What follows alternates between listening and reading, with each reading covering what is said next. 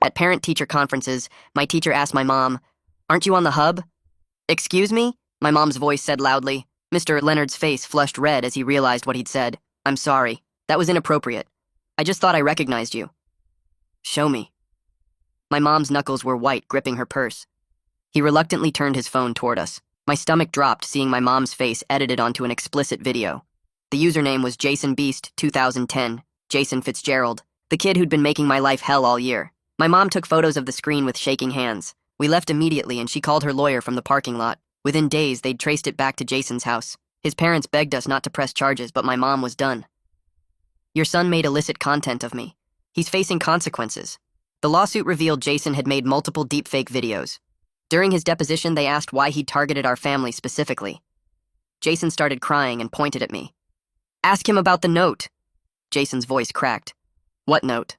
I was genuinely confused. "The one I left in your locker in February. You threw it away without reading it." He was sobbing now. I vaguely remembered finding a crumpled paper and tossing it, thinking it was trash. Jason kept talking about how that was his confession, how I'd rejected him, how he'd wanted revenge for the humiliation. The room went silent. His parents looked shocked. My mom's jaw dropped. Jason had created illegal content of my mother because I'd accidentally thrown away what was apparently a love note. "You did this because of a crush?" My mom's voice was ice. Jason's lawyer tried to stop him, but he kept going. Explained how he'd learned deepfakes online, how he'd spread them hoping to hurt me like I'd hurt him, how he'd planned to comfort me after and win me over. The judge ruled completely in our favor. Jason got probation and had to register as a sex offender. His family lost everything, paying damages and legal fees. We had to move across the state to escape what he'd done. My mom never recovered. She quit her job and barely left the house. The videos had spread too far to contain. Jason had destroyed her life over a middle school crush I never knew existed. "Videos like this ruined my marriage to your father. His addiction chose pixels over family, and now that boy turned me into pixels to punish you." I'd never known that about Dad. That illicit addiction was why Mom kicked him out. Now Jason had weaponized the same thing that destroyed my parents' marriage to destroy us again. We settled into our new town trying to forget. New school where nobody knew, where the videos hadn't reached, where we could pretend to be normal. But I found Jason's note. My hands trembled as I opened it. Jason's handwriting from February. But this wasn't a love confession. It was a warning. "Your mom is really pretty. I found her Facebook. Did you know there are websites that can put anyone's face on anything? Just wanted you to know in case you ever make me mad. We should hang out more." Dash Jason quote. My blood went cold. This wasn't a crush revealed too late. This was a threat from the very beginning. Jason had been planning this for months before I'd ever rejected him. The whole sob story about unrequited love was a lie. I looked at the date on the note. February 3rd. I checked my phone's calendar. The first deepfake was posted February 5th, 2 days after he'd warned me. But I'd never gotten the warning because I'd thrown it away unread. My hands shook as I realized what this meant. Jason had created those videos right after leaving the note, before any rejection, before any hurt feelings. He'd done it just because he could. The crush story was fabricated to gain sympathy in court. I stared at the note trying to decide what to do. The case was closed. Jason was already sentenced. Showing this now would just reopen wounds that were barely starting to heal, but it also meant everything he'd said in court was a lie. My phone buzzed. Unknown number. My heart stopped when I opened the message. "Found your new address. Your mom still looks pretty. Everyone wants to see more of her." I stared at those words until they burned into my brain, my hands shaking so bad I nearly dropped the phone. The original note from February sat on my desk next to me, proof that Jason's whole sob story in court was a lie from the start. My thumb moved on its own, taking screenshot after screenshot. Then I forwarded everything to my email and cloud storage, making sure I had copies everywhere. The room felt too small and my chest got tight as I sat there in the dark, trying to figure out what to do. Part of me wanted to protect Mom from this, to handle it myself somehow, but I knew keeping secrets would only make things worse when she found out. I grabbed my phone again and scrolled through my apps, checking each one until I found it. Instagram. Location services were on. My stomach dropped as I looked at the last photo I'd posted 2 weeks ago at the local coffee shop, the location tag clear as day. This was my fault. Jason found us because I was careless, because I forgot to turn off one stupid setting on an app I barely even used anymore. My fingers moved fast, texting our lawyer's number even though it was past midnight, hoping maybe someone would answer. The auto reply came back immediately telling me to contact police for any urgent threats or safety concerns. I sat there for another minute, the weight of having to go through all of this again pressing down on me. Then I got up and walked to Mom's room. She was sleeping with her door cracked open like always now, a habit she'd developed since everything happened. I knocked soft at first, then louder when she didn't wake up. Mom, I need to show you something. She sat up fast, already alert, already worried. I handed her my phone with the message still on screen, then gave her the February note I'd found. Her face went white as she read both, her hands starting to shake just like mine had. She didn't say anything for a long time, just sat there staring at the papers. Then she squared her shoulders and looked at me with this hard look I'd never seen before. Get the house phone. We're calling the police right now. We sat at the kitchen table while Mom dialed the non-emergency line, explaining everything to the officer who answered. He told us to save all the evidence, not to delete anything, and definitely not to respond to the message. He said he'd file a report, and someone would follow up with us in the morning. There was something good about having it on record, about someone official knowing what was happening. Mom hung up, and we just looked at each other for a second before she opened her laptop. We're locking everything down, right now. We spent the next hour going through every social media account we had, changing passwords, turning off location services, making everything private. Mom deleted her old Facebook completely, and I watched her face as years of photos and memories disappeared with one click. Those don't matter anymore, she said, but I could tell it hurt. We made new email addresses, changed our usernames on everything, removed any photos that showed our new house or neighborhood. By the time we finished, it was almost 3 a.m, and we were both exhausted but too wired to sleep. The next morning came too fast. I dragged myself to the school, but everything felt different now. I found myself scanning the hallways, memorizing where all the emergency exits were, checking where the security cameras pointed. Every person who looked at me too long made my skin crawl. I counted the steps from my locker to the nearest bathroom, the nearest outside door, the main office. My math teacher must have noticed something was wrong because she pulled me aside after class. Are you okay? You seem really anxious today. I just nodded and said I was fine, but she wasn't buying it. She wrote me a pass to the guidance office and told me to go talk to someone. I wanted to throw the pass away, but I went anyway. The guidance counselor was nice enough, asking general questions about how I was adjusting to the new school. I kept my answers vague, but I guess something showed through because she scheduled me for a follow-up appointment next week. Part of me was embarrassed about needing help, but another part was just tired of carrying all this alone. When I got home, Mom was on the phone with our old lawyer. I could hear her explaining everything that happened, and then she started writing down a name and number. Christina Banks, she said when she hung up. She's a cybercrime specialist here in town. Our lawyer says she's the best for this kind of thing. Mom's voice sounded stronger than it had in months, like having a plan gave her some of her fight back. We had an appointment with Christina for tomorrow afternoon. That night, neither of us slept much. I kept checking my phone, waiting for another message that didn't come.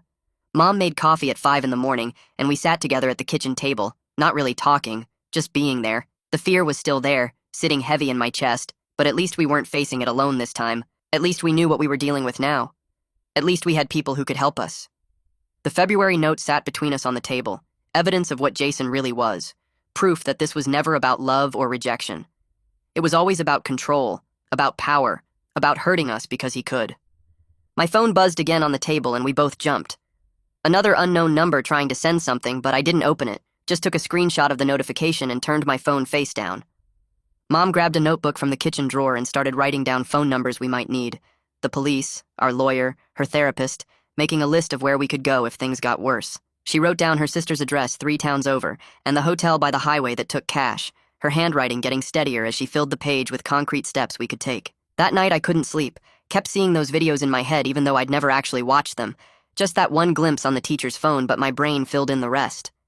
The anger was starting to burn hotter than the fear, this quiet rage that made my hands clench into fists under the blanket. Around 3 a.m, I gave up on sleep and went downstairs to find the February note still on the kitchen table. I took photos of it from every angle, the envelope too if I could find it, then got a Ziploc bag from the drawer and carefully sealed the note inside without touching it more than I had to. The methodical process of documenting evidence helped calm my racing thoughts, gave me something to focus on besides the sick feeling in my stomach. Mom found me there at sunrise, still taking photos, and she sat down across from me looking exhausted. Should we tell his probation officer about this? She asked, but then immediately shook her head. What if it makes him do something worse?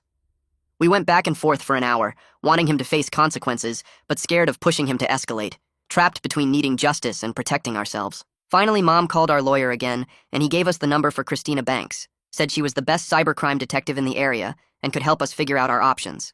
We got an appointment for a phone call that afternoon, and for the first time in days I felt like maybe someone who actually understood this stuff could help us. At the school I could barely focus, kept checking my phone for more messages, even though I'd turned off notifications. The guidance counselor must have noticed because she called me in during lunch. Ellis Marsh was younger than most of the staff, maybe 30, and he didn't push when I said I was dealing with some family stuff. "I can arrange flexibility with your attendance if you need it," he said, and I felt this huge relief that I wouldn't have to explain everything just to get help. That afternoon, Mom and I huddled around her phone on speaker while Christina Banks introduced herself, her voice calm and professional. She walked us through saving the message headers and metadata, explained how to export our call logs without losing any data.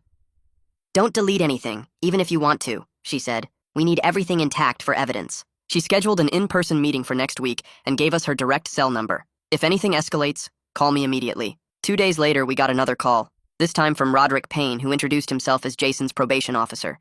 "I received your report about a potential violation," he said, and his voice was serious, not dismissive like I'd feared. He asked detailed questions about the messages, took down the dates and times, said he'd be reviewing Jason's compliance with his no-contact order. "This is a clear violation if it's him," he said. "I take these things very seriously." I started to trust that maybe the system would actually work this time. Christina called back the next day with more instructions about preserving digital evidence. She explained how to save screenshots with the metadata intact, how to document the chain of custody for everything we collected. My anxiety eased a little with each concrete step she outlined, each specific action I could take instead of just waiting for the next bad thing to happen. That night, Mom and I sat at the dining room table with both our laptops, going through every setting on our Wi-Fi router, changing the password to something long and random. Her hands shook as she typed, but she didn't stop, didn't give up, and we worked through the list Christina had given us. We changed every password we had, enabled two-factor authentication on everything, removed our address from every website we could find. It took hours, but we did it together, this weird bonding experience over security settings and privacy options. The next morning at the school, Ellis checked in with me briefly. Just a quick, "How are you doing?" in the hallway that didn't draw attention. He'd arranged for my teachers to be flexible about deadlines without telling them why, just that I was dealing with something at home. The relief of not having to explain everything to everyone was huge.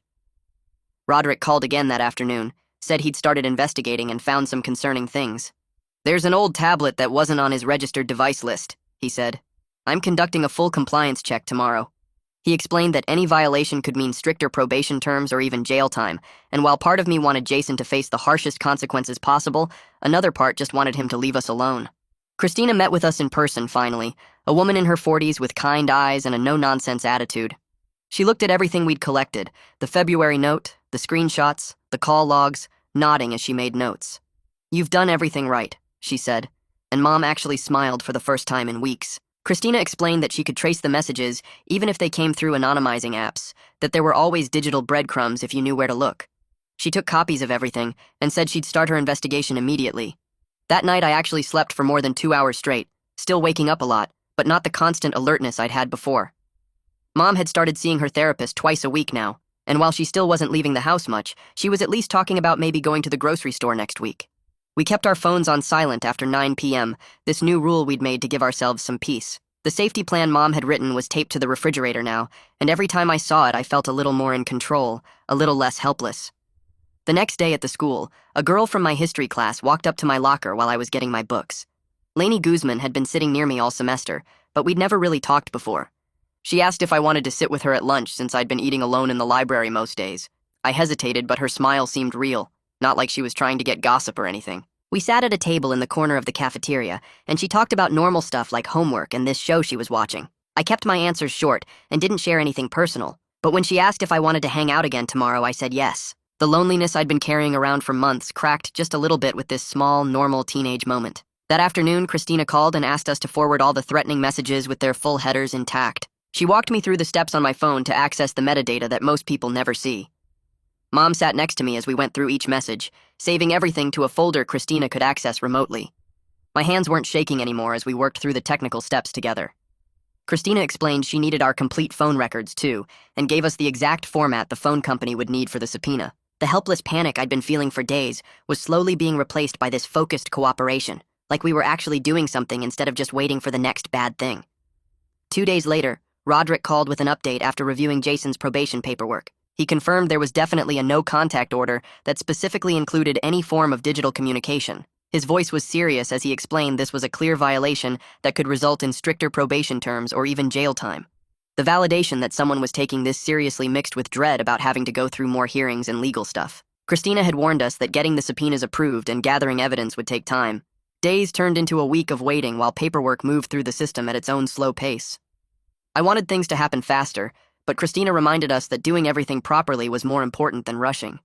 My frustration with how long everything took battled with trying to be patient about following the right procedures. Mom was looking through her old social media one evening when she found something that made her gasp. Someone had left a disgusting comment on a photo from 3 years ago on some random website we didn't even know had copied her pictures. The comment referenced the deep fakes and said horrible things about what she deserved. Mom's hands shook as she screenshot it, but this time her grief was shifting into anger, focused outward at Jason, instead of inward at herself. The next morning, our neighbor knocked on our door holding his phone. He showed us footage from his doorbell camera from last Tuesday at 2 in the morning. A car had been sitting in front of our house with its lights off for almost 20 minutes before driving away slowly. You couldn't see the driver clearly, but the make and model matched the car Jason's family owned. Fear edged into this constant state of looking over our shoulders as we realized we might be under actual physical surveillance, not just digital harassment.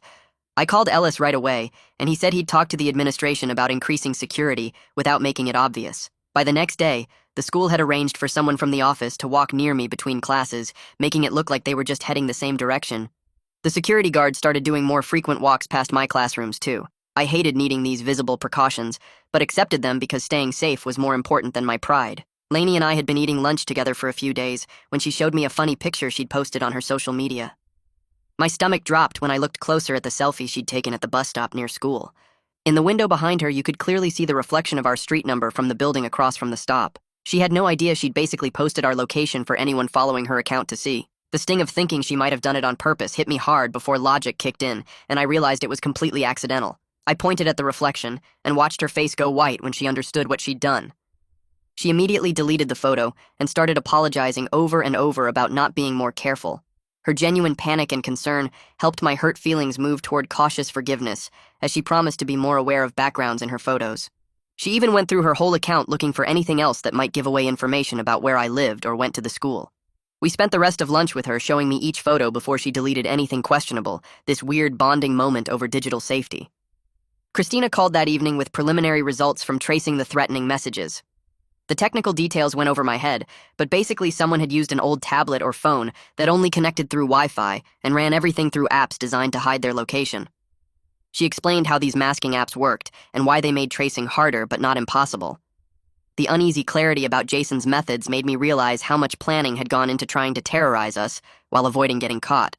Roderick called 2 days later saying he needed to check Jason's registered devices as part of routine monitoring.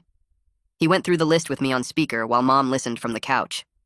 Jason's phone was accounted for, and his laptop showed normal usage patterns within the restrictions. But then Roderick paused and mentioned an old tablet that wasn't on the original inventory from when Jason was sentenced. The tablet had been in a drawer at his house, and nobody thought to log it since it seemed broken. My stomach tightened hearing this, because a broken tablet could still work on Wi-Fi for sending messages. Roderick said he'd flag this for further investigation, and hung up promising to keep us updated. That same afternoon, Mom's phone rang from a blocked number, and she made the mistake of answering it. Nobody spoke, but she could hear breathing on the other end before the line went dead. Her hands started shaking, and her breathing got fast and shallow like she couldn't get enough air. I grabbed her shoulders and helped her sit down on the kitchen floor while counting out loud for her to match my breathing. We'd watched videos about panic attacks after the first few happened and practiced this technique together. After 10 minutes, she was breathing normally again, but we both stayed on the floor holding each other. The next morning, Bridget Casey called for a phone consultation Mom had scheduled through a referral service. I could hear Mom's voice from her bedroom as she talked about what happened and why she was scared to leave the house.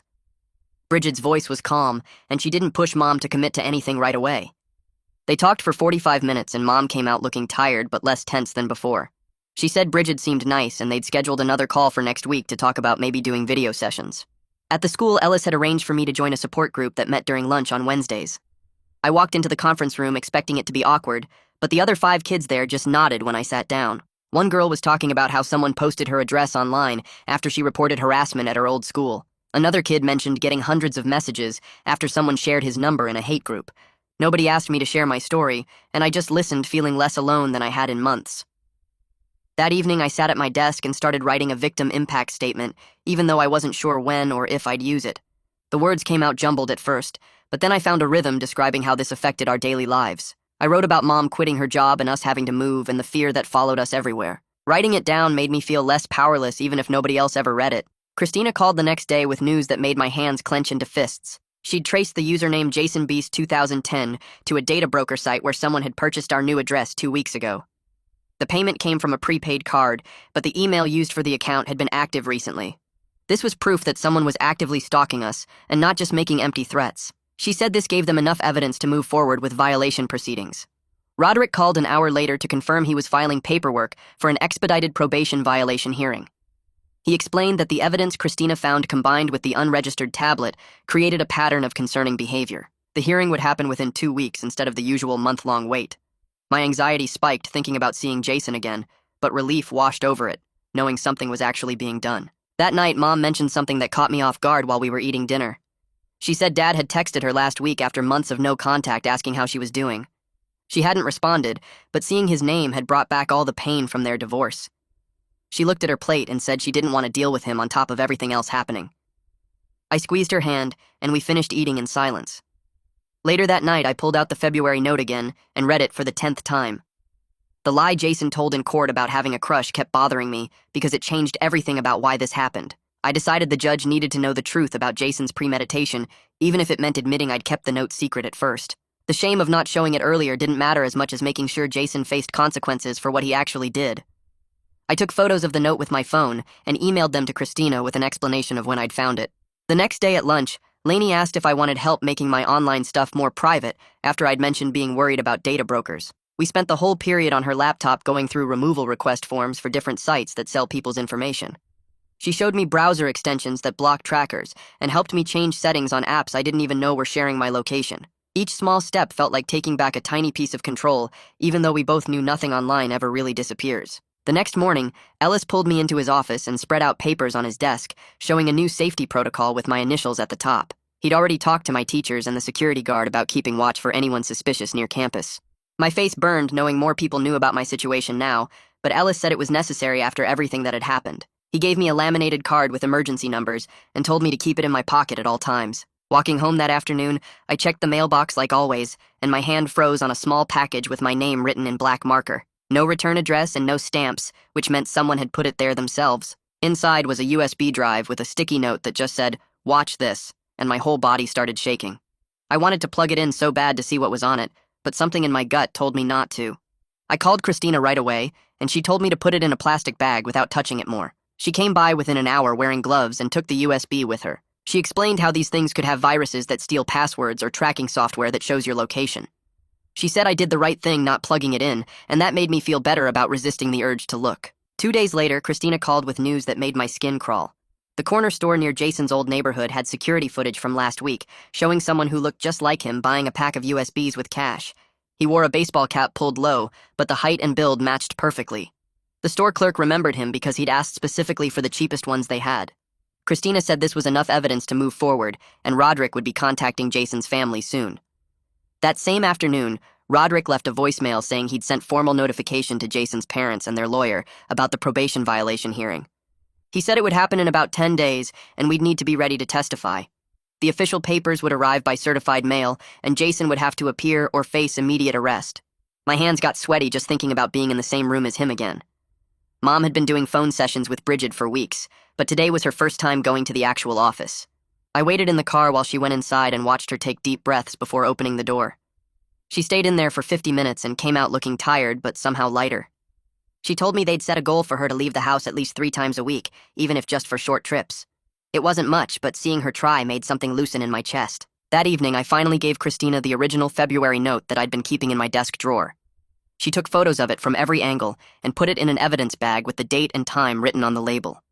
She said this would help show the pattern of threats and planning, even though it wouldn't add new charges since the case was already closed. I worried about what Jason might do if he found out I'd kept the note, but Christina said we needed everything documented. A few days passed, and we got word that Jason's lawyer had filed a motion to exclude the note from the hearing, since it wasn't part of the original case. The judge reviewed it and decided to allow it as context for understanding the harassment pattern, even though it couldn't change the existing verdict. Christina said this was still a win because it showed premeditation and would matter for the probation violation. That night, Lainey came over to work on homework and noticed I kept bouncing my leg and cracking my knuckles. She asked if I was okay, and I told her about the hearing coming up. She showed me this breathing thing where you breathe in for 4 counts and hold it for 4 and then out for 4.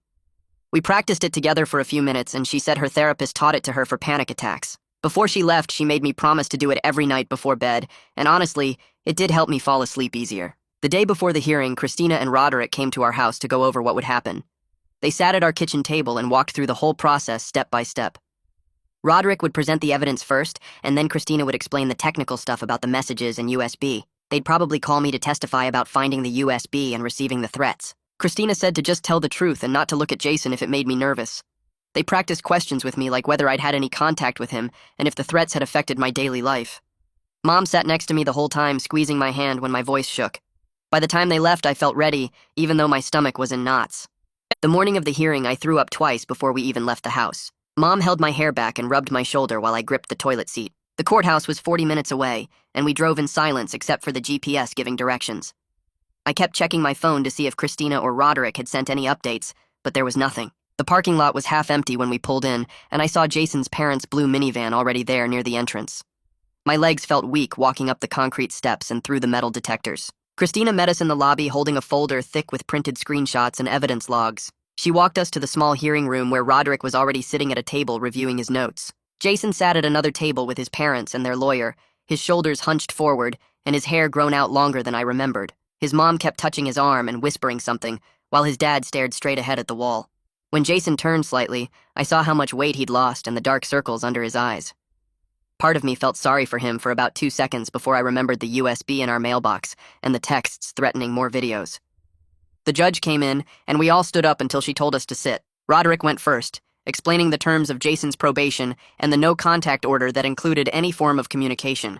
Christina opened her laptop and connected it to the courtroom screen, showing the threatening messages with the metadata, proving they came from a device using the same IP range as Jason's neighborhood.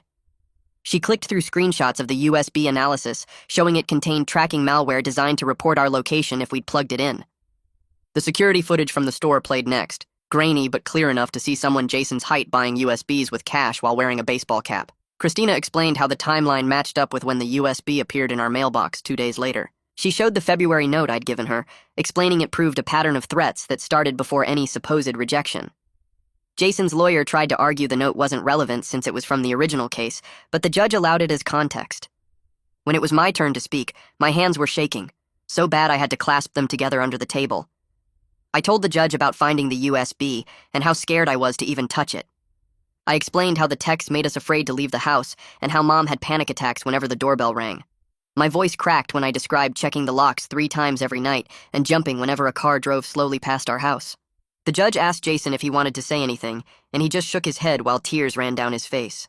His lawyer spoke for him, saying this was a momentary lapse and asking for another chance. The judge took 20 minutes to review everything before coming back with her decision.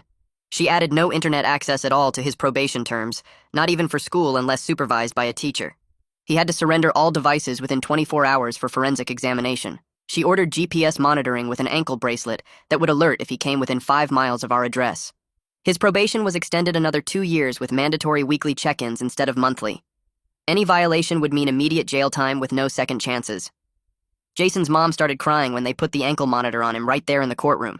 After the hearing, Christina took us to a conference room and set up victim notification on her laptop so we'd get automatic alerts about any changes to Jason's status. She gave us a printed checklist of digital safety steps, including 2-factor authentication and privacy settings for every platform.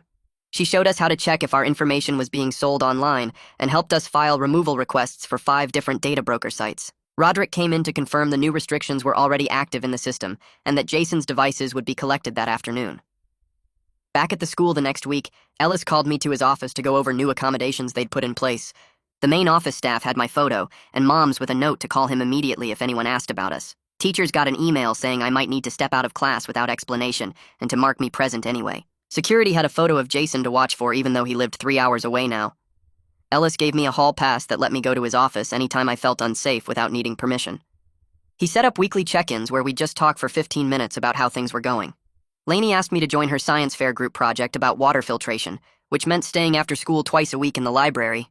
Working on something normal with a clear goal and deadline helped my brain focus on something besides checking doors and windows. She never asked about the hearing or why I'd been absent, but she always saved me a seat at lunch and texted me funny videos at night. Mom managed to drive herself to the grocery store for the first time since we'd moved, staying inside for 30 minutes before the anxiety got too bad. She bought milk and bread and frozen dinners. Nothing special. But when she got home, she cried happy tears while putting them away. I watched from the kitchen doorway as she crossed grocery shopping alone off the goal list Bridget had helped her write. We spent a whole Saturday going through the data broker removal process Christina had shown us, finding our names and address on 12 different sites. Each removal request took forever with different forms and verification steps, but we celebrated with ice cream when the confirmations started coming through. Some sites removed us within hours, while others said it could take 30 days, but at least we were doing something active to protect ourselves. That night, Dad texted me directly for the first time since the divorce, asking if I was okay and saying he'd heard about what happened.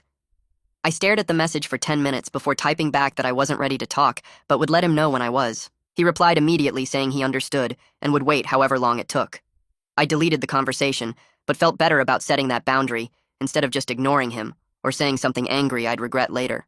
3 days later, Mom surprised me by opening her laptop at the kitchen table and pulling up a job listing. Her hands shook a little as she typed in her information for a remote admin position she'd found. The company needed someone to handle basic data entry and scheduling from home. She could set her own hours around her therapy appointments with Bridget. I watched her fill out the application slowly and carefully. She hit submit and then immediately closed the laptop like it might bite her. 2 days later, they called for a phone interview. I sat with her while she answered their questions in a steady voice. They offered her the job on the spot starting the following Monday. She cried after hanging up, but it was the good kind of tears. Meanwhile, at the school, Lainey caught me after chemistry class with an idea. The school paper was doing a special issue on internet safety, and she thought we should write something together. We spent lunch periods in the library working on an anonymous piece about digital privacy. She helped me turn my anger into something useful without having to put my name on it. We wrote about data brokers and how easy it is to buy someone's personal information online. The editor loved it and said it would run next week without any bylines. Christina called that afternoon to officially close the active investigation, since Jason was already facing consequences for the probation violation. She gave us her direct cell number and told us to call immediately if anything new happened. She also sent over updated privacy guides and removal request templates for more data broker sites. Mom and I spent that evening writing out our new household rules on index cards. We made a list of crisis signals we could use if either of us felt unsafe or triggered. 3 knocks on the bedroom door meant checking in was needed. Leaving the porch light on during the day meant having a bad anxiety day. We taped the cards to the refrigerator where we'd both see them every day. The next morning, I finally deleted all the screenshots and evidence from my phone. Christina had confirmed the police had everything backed up on their servers. My phone felt lighter somehow, even though the files barely took up any space. Mom watched me empty the trash folder permanently and squeezed my shoulder. Saturday morning, Mom suggested we try the farmer's market downtown. We'd driven past it a few times, but never stopped. I could tell she was nervous from how she kept checking her phone battery. We parked close to the entrance so we could leave quickly if needed. The market was crowded, but not overwhelming. Mom bought tomatoes from an older woman who complimented her earrings.